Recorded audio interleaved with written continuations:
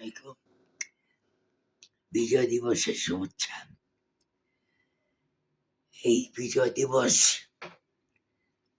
আমাদের একটা অদ্ভুত ঘটনা।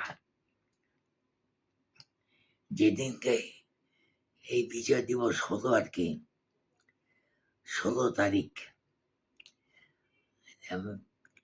সেদিনকে তার আগের দিন না, সেই দিন কি খুব ভোরে আমার এক চাচা আসে দরজা খটখট করতেন হজরতের আজানের সময়।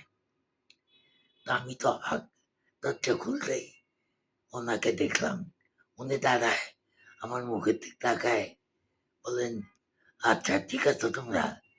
আমি বলতে ইনশাল্লাহ, এই বলে চলে গেল। আমি বলে উঠবে না, বলে না না। পরে দেখলাম ঘটনাটা 14 তারিখে ঘটছে।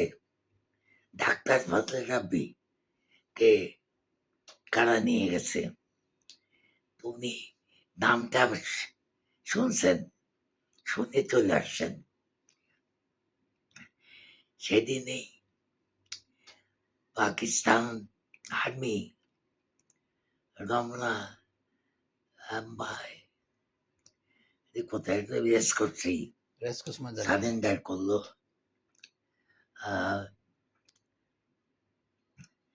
ওই স্মৃতিগুলা কেমন লাগে যে যখন সেই আমার এক মামাতো ভাই, তাকে আর্মিরা ধরে নিয়ে গেছিল। সে ময়মনসিংহ কলেজে পড়তো, না পড়তো না, মাস্টারি করতো, টিচার ছিল, কেবল চাকরিতে জয়েন করছে আর কি। তাই সবাই আর্মিরা প্রথম ঢুকছে ময়মনসিংহ শহরে, সবাই চলে গেছে, ও যায় নাই, বাড়িতেই ছিল। তো ওরা আর্মিরা ধরে নিয়ে গেছে, ধরে নিয়ে গিয়ে তারপরে জেলে ছিল, কোথায় কেউ জানে না।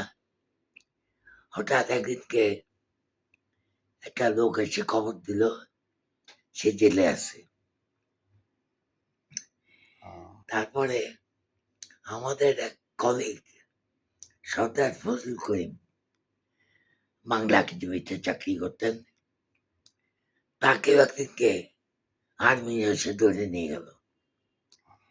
তা ভাগ্য ভালো, তো মারে ফেলে নেই, জেলে নিয়ে গেছে।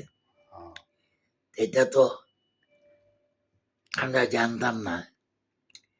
দেশ স্বাধীন হওয়ার পরে ওই যে আমার চাচা চলে গেল, কিছুক্ষণ পরে ঢাকা জেল দরজা খুলে দিচ্ছে, সব চলে গেছে, ওরা বাড়ছে। তো আমার সর্দার ফজল করিম উনি আমার এই মামাতো ভাইকে নিয়ে আসছেন আমার বাসায়। তোমার এই আমরা একসাথেই ছিলাম জেলে, অনেক ভালো কাটছে সময়টুকু। হ্যাঁ। তারপরে এই ঘটনাটা একটা উল্লেখযোগ্য, সর্দার সাহেব ও বেঁচে গেলেন। মানে ওরা আর্মি ধরে ছিল কিন্তু মারে নাই আর কি, হায়াতে বেঁচে গেল, আল্লাহ রহমত করলো। অনেকেই তো মারে ফেলছে। ওকে ওকে ওকে, ধন্যবাদ, আল্লাহ হাফেজ। এই ঘটনাটা খুব মনে পড়ে।